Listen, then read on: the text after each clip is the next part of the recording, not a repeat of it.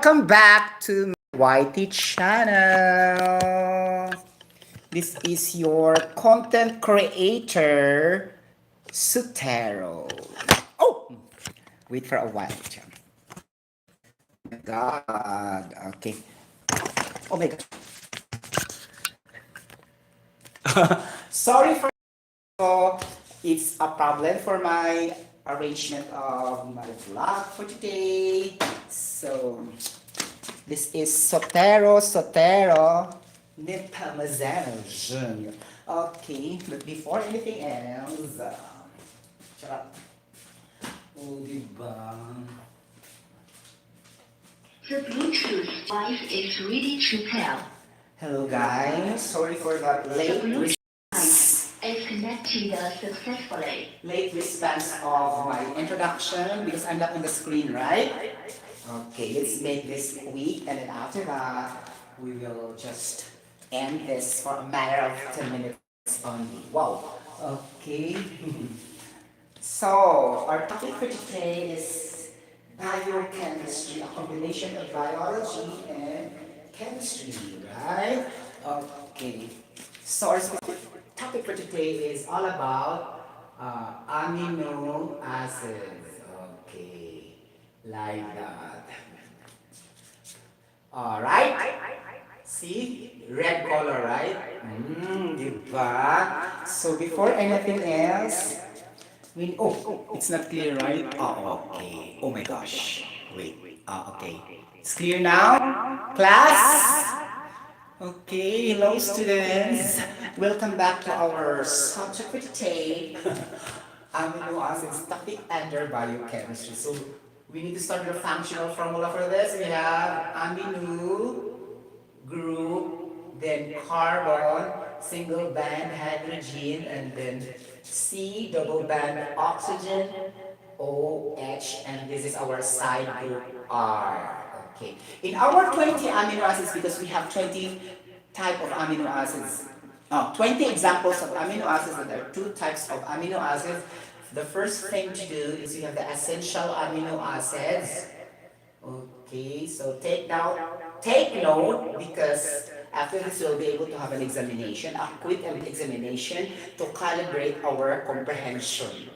Okay, essential amino acids, right? And the second one will be our non-essential amino acids.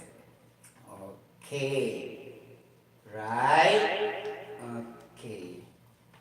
So, so what's the difference between the two, or what's the distinction or the difference? Okay, so essential amino acids, okay, found from external source, found from external source, meaning the food and drinks, okay, we received or we intake in a daily basis. Our non-essential amino acids, these are amino acids that produce inside the human body.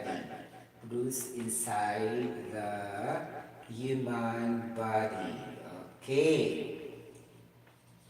Things like that. So some of this also could either be through the process of biotechnology. So our scientists also sometimes mimic or simulate the substances which are non-essential amino acids to be also produced in the market. Things like that because, for example, if a human being is very weak to produce that kind of non-essential amino acid because of there's a certain of medical history, things like that, and some of the hormones will be affected or the other substances there. So if after testing and the physical examination or medical examination, the doctor will find out that, oh, you have a very less, you have a very less of arginine, like that. You get the point? Nakaloka, no? Okay, then we need to manufacture arginine outside. Things like that. Okay, so these are the advanced technology, but not all yet, but some are being copied or mimicked or simulated by artificially produced non-essential amino acids that you can find that in a white bottle, like supplements and food supplements or vitamins like that. Okay. So for example, arginine, mga ganun. Okay, that's the point. Mm-mm. So there's a lot actually, lysine, like that. Okay. So to name a few. Okay. So coffee, essential amino acids found, okay, from external source, food and drink we eat day by day. Non-essential amino acids, these are produced inside the human body, right? Clear? Yes, very clear.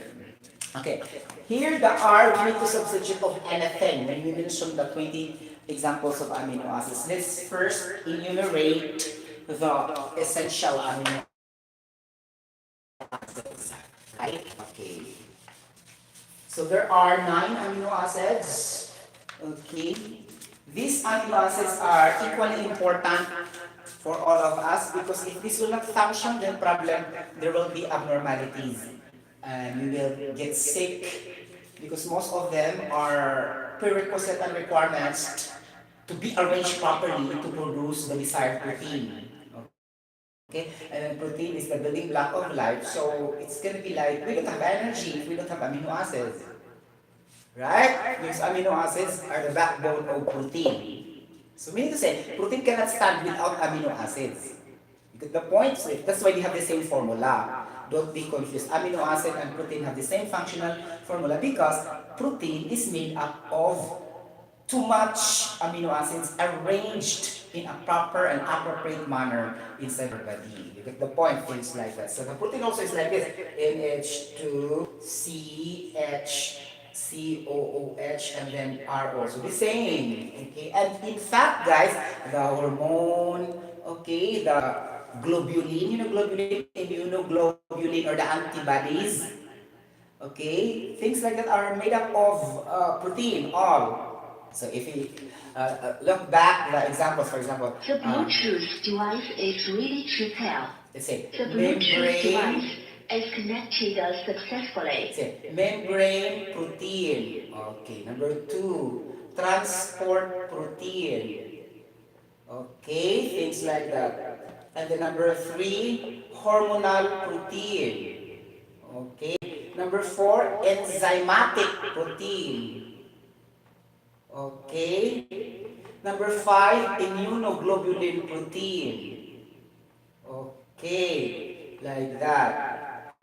So that's why most of the hormones or chemical messengers or neurotransmitters will take form of the formula the same with amino acids and protein, but sometimes only there's additional of sulfur, phosphorus, but basically they have the same molecular formula.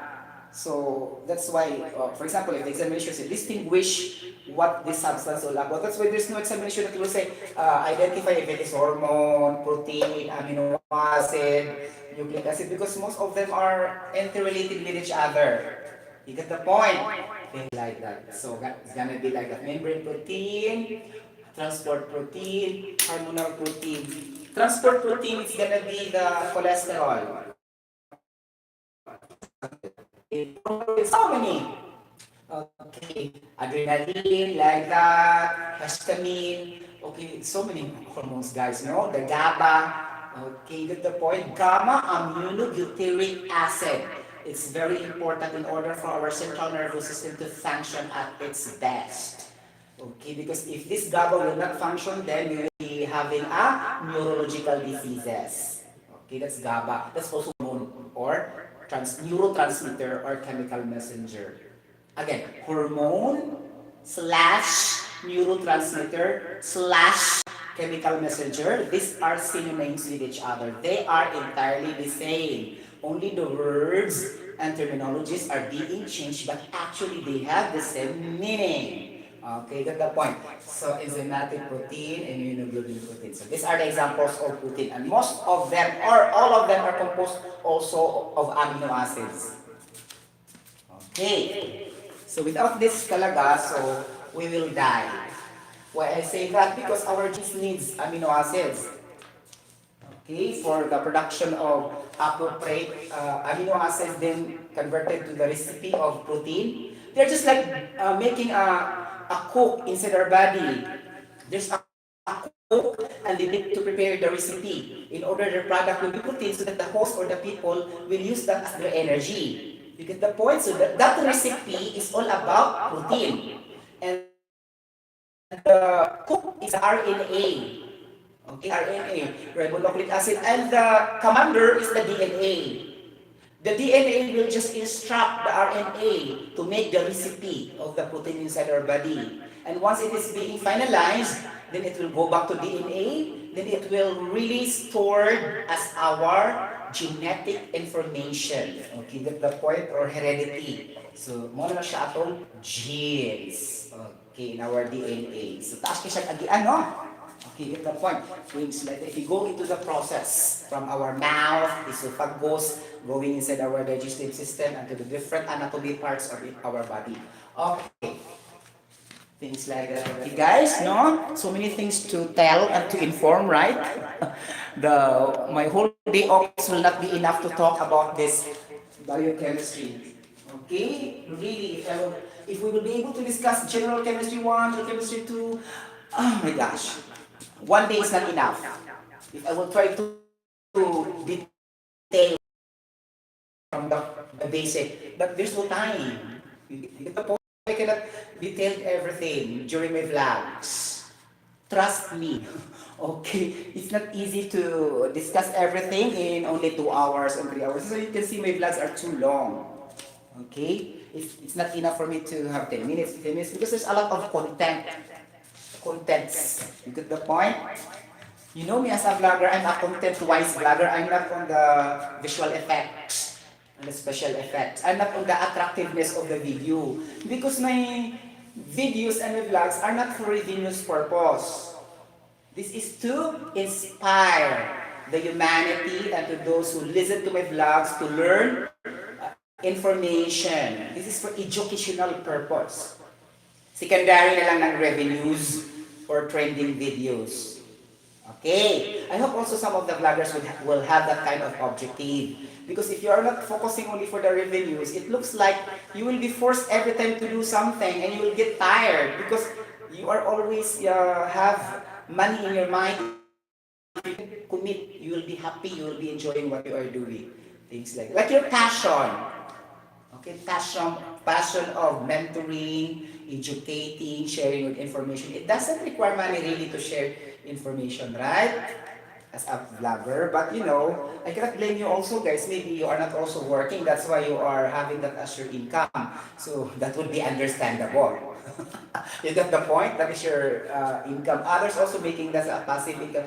I don't care about that, but my point really is for me only, that I am content-wise, not on the looks and appearance and the design of my video. As you can see, there's no too much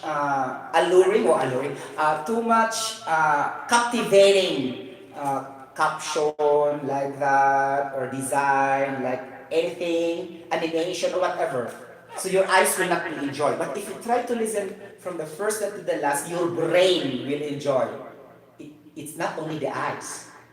You get the point? So it will go deeper into your neurons. But since most of us are not enjoying that, right? So God created us.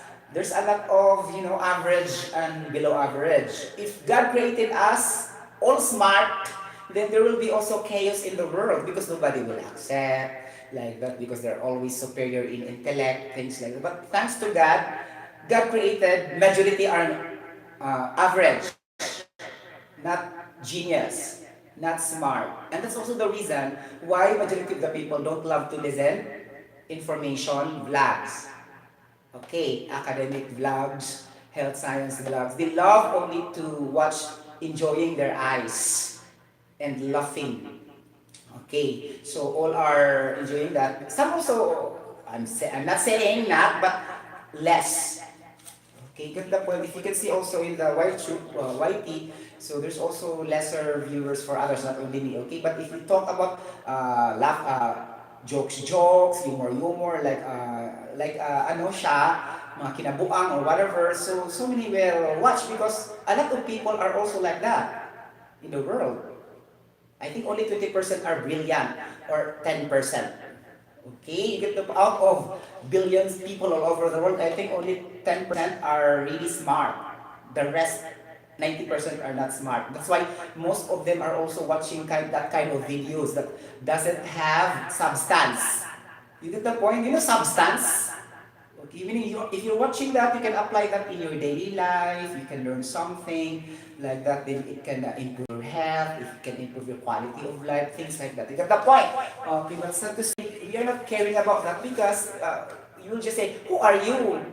You are just an ordinary person." Things like that, right? Okay, but I don't be bothered with that.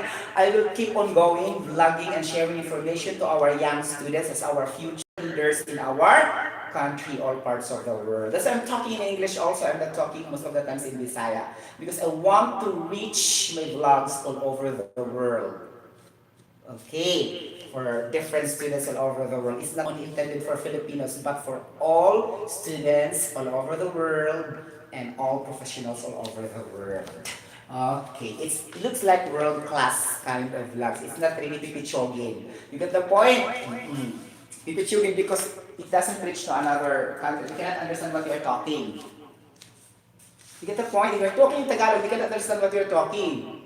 So how can it reach in another world or in other countries if you're talking on Bisaya only plain? So your purpose, as I told you, your purpose is only for trending videos and money for your videos. Because if your purpose is not really like that, then how can you share to any other nationalities or any other people if you're keep on talking in Tagalog, right?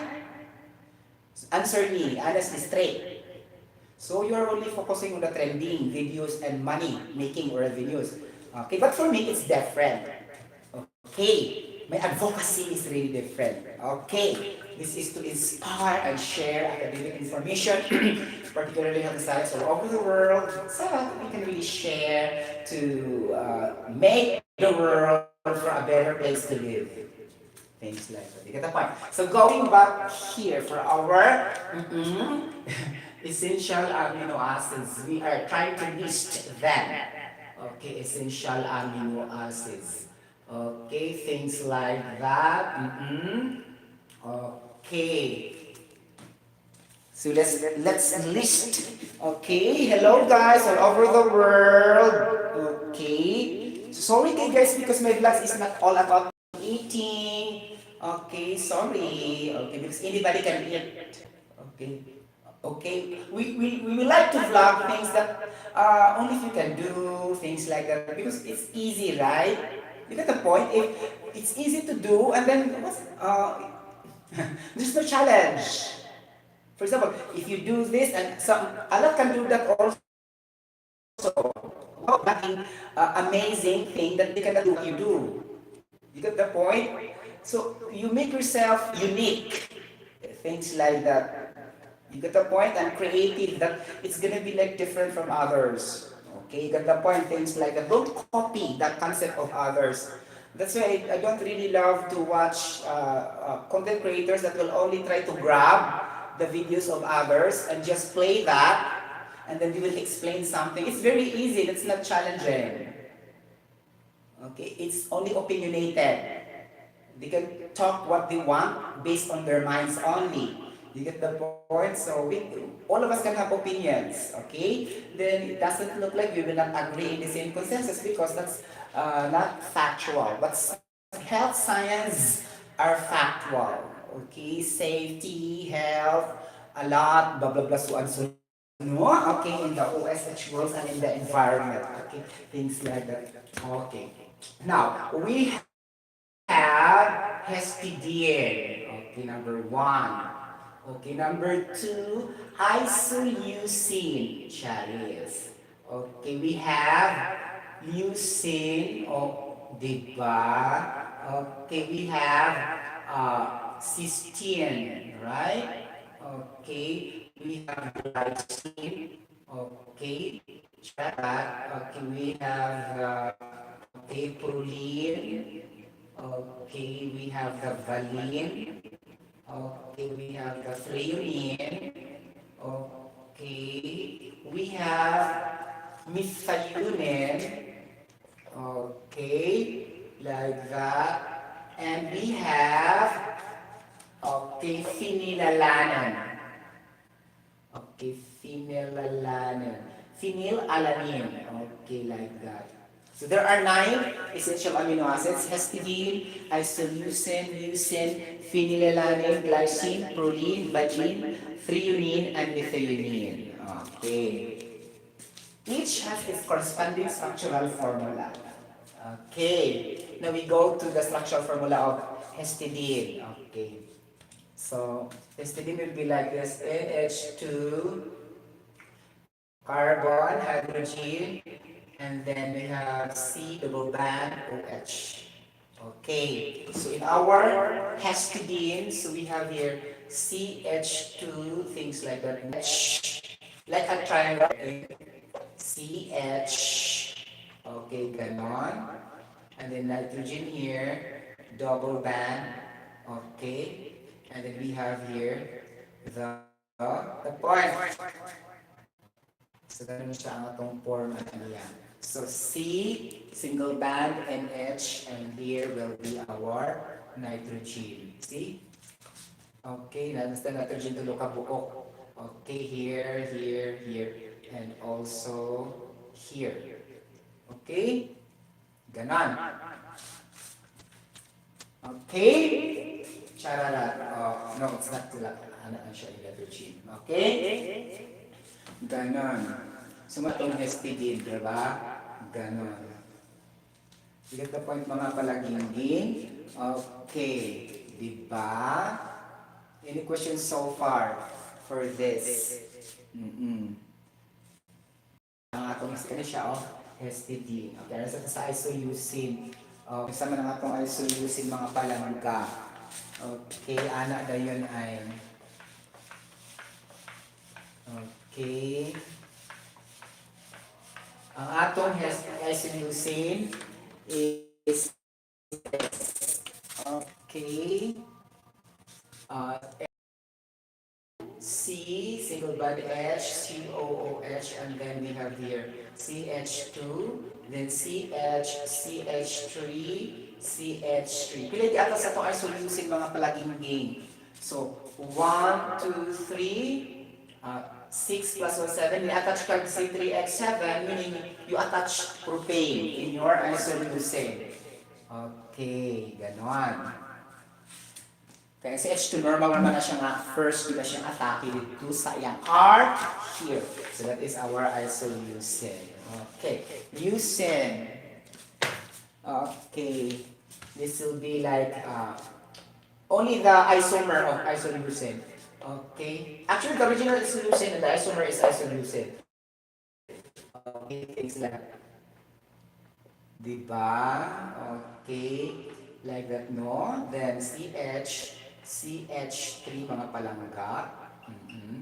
Then here will be CH2, then CH3. O, diba? It's gonna be like that. So if you try to break down the CH, it will also put hydrogen here. Okay, but you condense that one, so you put that beside the carbon. The same story with hydrogen here, like that also. And then if you condense that one, you put H2 here beside, like that. The same also with CH3. CH, H, S, then it will become CH3, like that. That's why this one is the formula of our leucine. Okay. How about our phenylalanine? Okay. Our phenylalanine will be having an attachment of a phenyl. Okay, things like that. We have here NH2, CH, COOH, and then we have here CH2, right? Ang atong phenylalanine. So what is the general formula of phenylalanine? So C9H11NO2. Take note, ha, that when you do the structural formula, the number of hydrogen will equal to 11. And that's correct. You change your general formula because structural formula is the best. That is the basic requirement first to understand your general formula. Okay. Things like that we have here. Like that, ganon. Di ba? take note. Okay, then we have here double band, double band, double band. We count the carbon, 9. The others also have general formula, but I don't illustrate. You will be the one to count. Okay, because the time will not be enough if we're counting everything. Okay, carbon 9. So carbon 9, see, 1, 2, 3, 4, 5, 6, 7, 8, 9. So check. Carbon 9. So hydrogen 11. So 1, 2, 3, 4, 5, 6. Okay? 1, 2, okay? 3, 4, 5, 6 here. Okay. 6. Count the bands. 1, 2, 3, 4. So there's no hydrogen here. So 1, 2, 3. Dapat usa ka hydrogen here. Then 1, okay. 1, 2, 3. Dapat usa The ka Bluetooth hydrogen here. device is ready to pair. 1, 2, The Bluetooth 3. device Dapat usa ka is hydrogen connected here. successfully. 1, 2, 3 na usa diri. 1, 2, 3. Okay, because if you don't put H, that's understood to be H. You get the point? So, since we are counting, we need to emphasize, right? Counting the H. 1, 2, 3, 4, 5, 6, 7, 8, 9, 10, 11. Perfect. So, H11, right? So, you have only one nitrogen. One nitrogen. And oxygen is 2. So, 2 oxygen. So, perfect. This is our formula of phenylalanine. So phenylalanine as an amino acid will try to improve our memory and learning. Things like as an amino acid that is very, very important in our central nervous system. Okay, and it can also improve and boost our appetite in something. But this also will directly to keep on doing that. So you will be adaptive to do that. For example, like me, I always drink Diet Pepsi. So I have a higher level of phenylalanine. So I must control that. Or else, if I will not discipline myself, so I will suffer from the side effects of this soda drinks, the diet soda drinks. Because if that is also drink too much, it can cause problem to your health. You get the point? Because I don't have other options. I don't drink regular soft drinks. I will just drink diet drinks. So no choice. Right? That's why I drink Diet Pepsi. Soda drinks that has no alcohol or let's say there's no regular sugar sucrose. Okay, you get the point? Because bawal bilang po ang regular soft drinks. Okay. Now we have glycine. Okay, ganon. What is the formula of glycine? I think glycine is the SES structural formula of all the amino acids. Glycine is very important as an amino acids also in the central nervous system, right? That's why also guys, we don't need to emphasize every time their application and uses because these amino acids are essentially equal importance in our body. Okay, to make us healthy. Okay, because if you try to one by one health benefits like that, it's too much. So the whole day will not be finished in catering the health benefits of each. 1, 2, 3, 4. So how long will it take? Okay, that's why generally equally important to make us healthy, these amino acids. Because as a building block or the building block of our routine. Okay, glycine. Sa'yo na kayo si glycine guys. NH2, CH, and COOH. You have to attach only hydrogen here in the alkalas. That's already glycine. Okay, things like that. Okay, then if you try to make our general formula of glycine, just count. Okay, CHON, chon. Okay, C. 1, 2. Oh, 2 hydrogen. 1, 2, 3, 4, 5. 5 hydrogen. Oxygen. 1, 2. 2 nitrogen. 1. Oh, this is gonna be C2H5O2N lang ang formula sa glycine. Okay. If you know how to illustrate the structural formula, then you can create a chemical formula, molecular formula, and general formula. It's not a question. You don't have to memorize. Okay. Things like that. And now we have the, nakakaloka ni si Purlin. Okay, Purlin. Diba? Si proline. Okay, sabi mo mula ni proline. Okay, anak si proline ay NH2CH ganon. Okay. COH. Okay. Unsa man ang ipunoan ng proline? Okay. So, it's gonna be the propane. It's gonna CH3 and CH2 like that only. So 1, 2, 3, 4, 5, 6, 7. 2, 3, 4, 5, 6. Okay. CH3 dari ari and then H dari ari. Ano lang siya? Okay? Mo ni siya si proline. Okay, nakakalo kasi proline, no? Okay. So, see, ganun. So, count. 1, 2, 3. Propane mo na siyang C3. H8. So, this is 7 hydrogen because the other hydrogen will react to carbon. So, 1, 2, 3, 4, 5, 6, 7. Yes, that's proline. Okay? Okay, valine. I love also the valen, no? Char. Okay, ang valen is like this. Makalingaw siya. NH2, CH, and then you will form like this, no? Char. Okay, CH2 like this. Like a diamond. Then CH2, then like that only. Okay?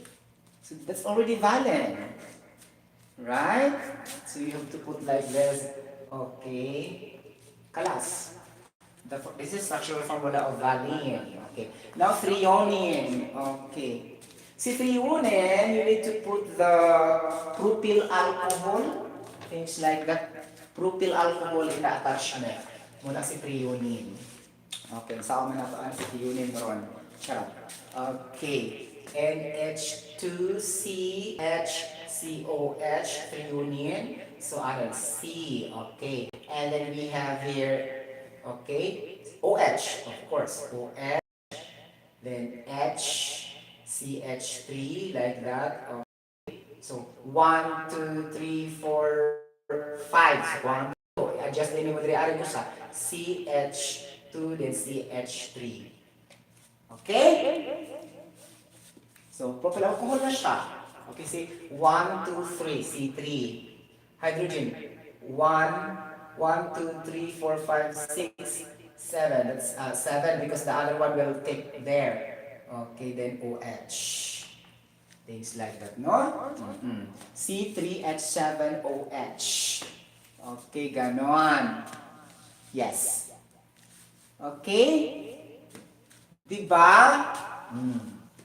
So, ano siya itong threonine? Naalang siya, there's attachment of propyl alcohol sa atong R, side group or alkyl group. Okay. So, as you can see, it's very obvious that you always keep changing chemicals or substances in the R only, not the other attachment of our amino functional or amino acid functional group. Okay. So, our methionine, sama po niya itong methionine. Okay. Our methionine is one because there are two amino acids that contain sulfur only out of 20. Sulfur is essential amino acids, and then cysteine is the non-essential. But we are first discussing the essential, so we need to have the formula of methionine. Okay. So we have NH2, carbon, single bond H, COOH, ganun siya, no? Then CH2, then sulfur, CH3. Okay. Take note the arrangement of sulfur, ha? That is second to the last. Okay. Sumuna siya ang atong structural formula of methionine. Okay, there are two H2s and one CH3 and the sulfur in the last carbon before the last carbon of CH3. During the memorization, you need to position the sulfur well. Okay, so kalas na taana, no? Makaluka. Right?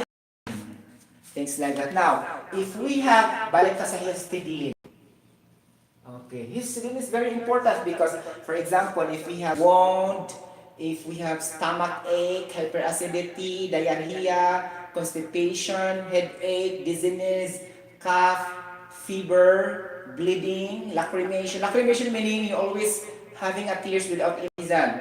So that's also a kind of a symptoms, okay? And then sweating, things like that, and then too much headache, things. These are all symptoms I mean, right? And then sneezing, most of the sneezing. And then we have also the itchy throat. You get the point? Itchy skin, and then rashes, things like that. Rashes in the skin. These are all the symptoms that will lead to high level of diseases if we will not take action. Okay, things like that. And the cause will be, there's a lot of causes for that, right? You need to mention, but the mention will be allergic reaction, things like that. And then due to physical injuries, that's why it will lead to certain effects or results after that. So, too much humidity and heat, they will collapse. You will dehydrate because you are losing water from your body. So the cause will be extreme heat and humidity. That's our cause.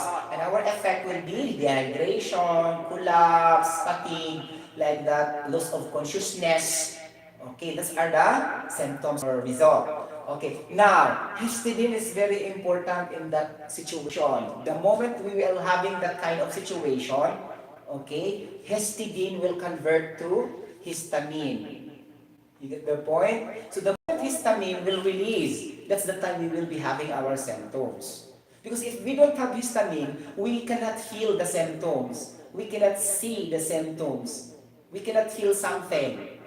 So magpasalamat tayo ni histamine because we should be thankful and grateful to histamine because without his or without her existence, we cannot feel anything. Then it will become worse if we will not feel anything, right?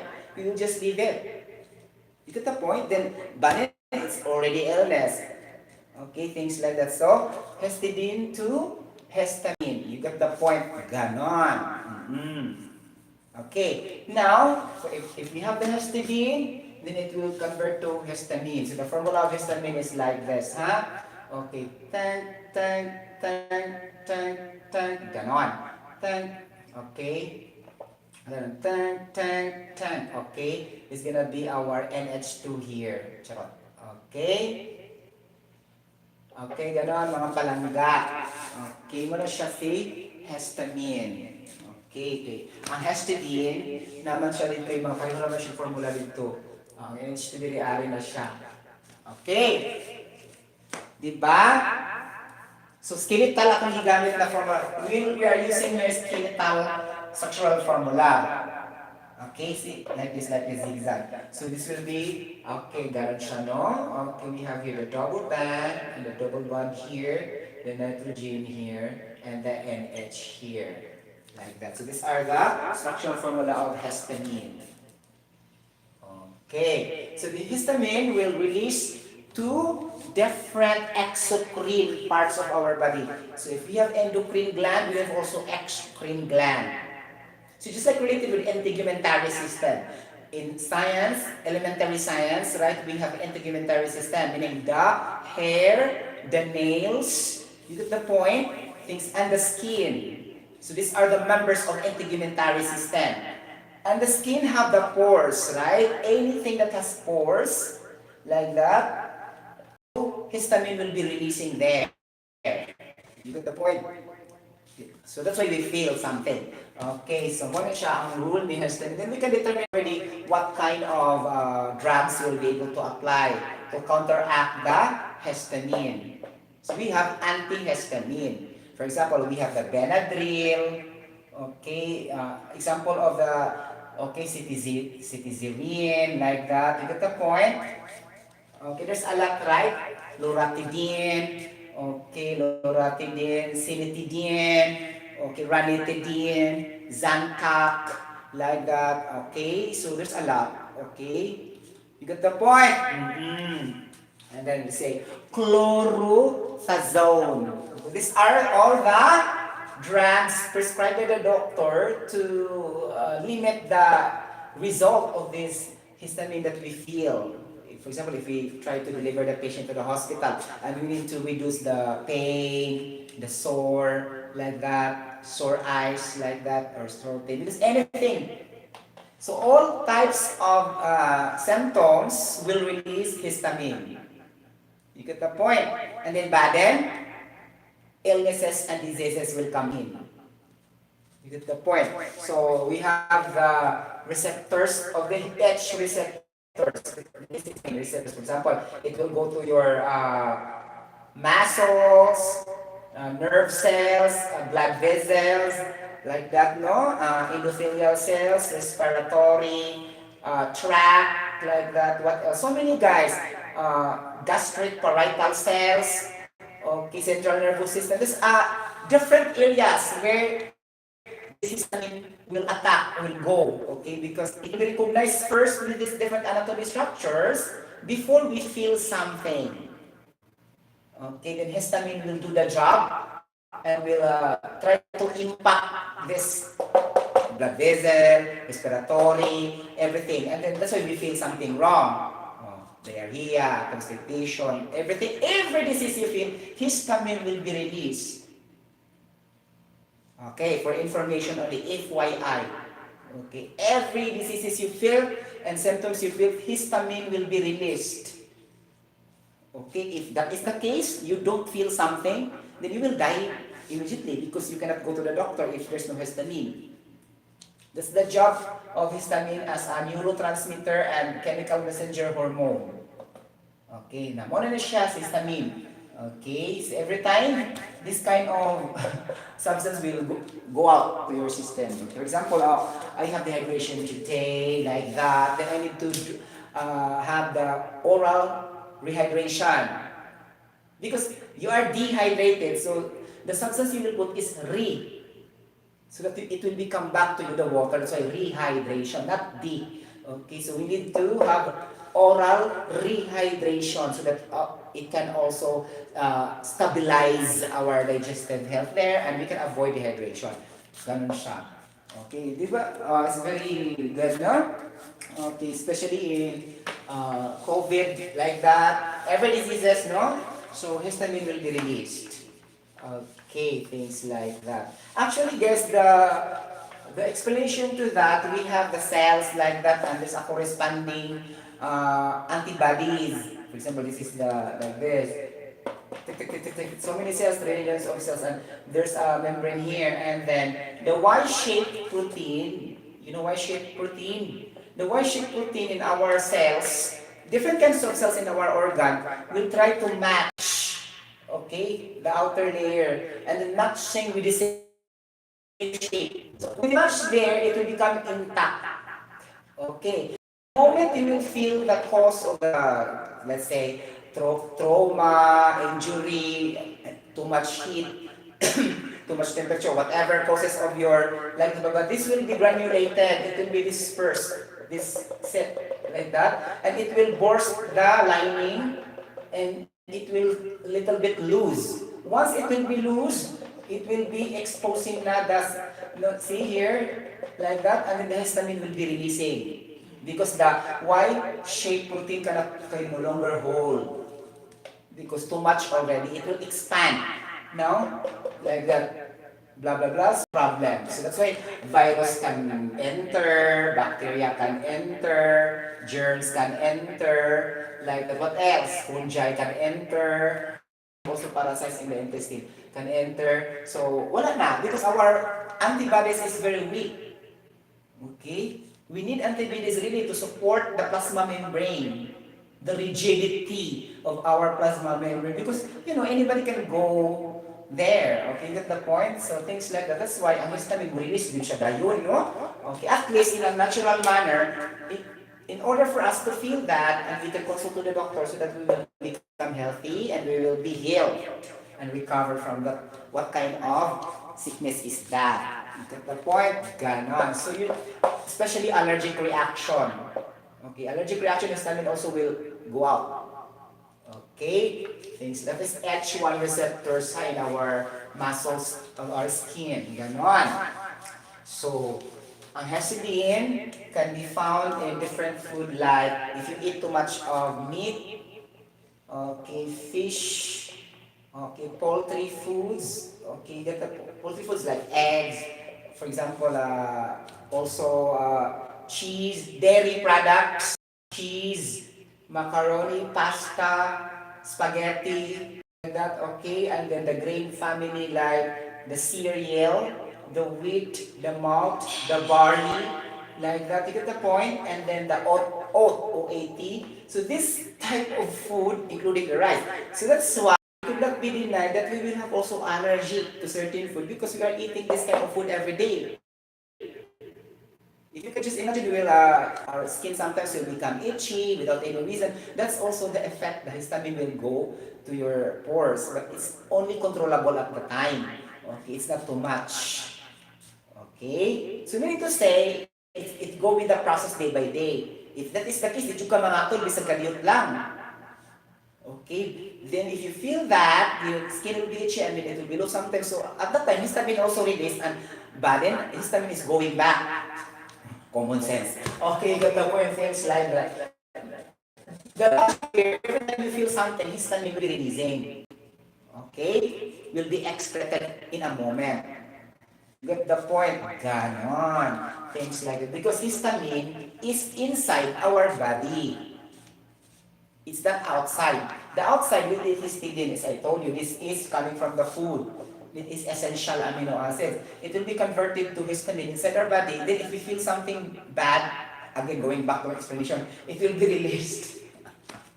You get the point, things like that. So we will be thankful to histamine because in his presence or in her presence, we can feel something wrong, and then we need to go to the doctor or take our medicines, right? Things like that. Mhm. So that is very popular in biochemistry, histamine. Okay, like that, no? Okay, mga palangga. Okay, so pharmacist students are very clever for this because there are a lot of mention of the anti. That's why we introduce antihistamine so that it will fight the histamine to keep on going out. Because the more it going out, it will release symptoms kasi. You get the point? So you need to block this histamine. Okay, because it's a sign that something wrong. You get the point? So that's why antihistamine drugs. The what I explained. Now, say cetirizine, like that, Benadryl, loratadine, Zantac, ranitidine, cilitidine. These are all kind of drugs that you have to take in order to control the release of histamine so that you will not feel those kind of symptoms, okay? Especially allergic. Okay, just like chicken, the allergic reaction, namatol ka. So, wala actually release ang histamine. Okay, get the point? So, same also with here. Esophagus. Sometimes it will be itchy inside and you cannot do something, right? Because it's inside. How can you touch inside? The skin, it's easy to rub. But, if it's in the esophagus, how can you do that? And it's itchy also. Then you need to drink lukewarm water like that. Or lemon with stuff.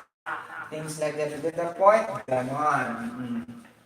Okay. If you feel this calf, the second thing is you will be weakened and then you will feel drowsiness. Okay? What's drowsiness? Meaning you have a feeling sleep. Okay? Things like that. More relax ang inyong mga kuan, whatever. Okay, thank you so much for your time in watching this kind of vlog. Okay, amino acids. I hope you like it and you can comment down below this comment section. And then later we can discuss the essential amino acids. Oh no, non-essential amino acids. Bye bye. God bless everybody. Remember that Jesus loves us. Oh, bye bye. Oh, diba?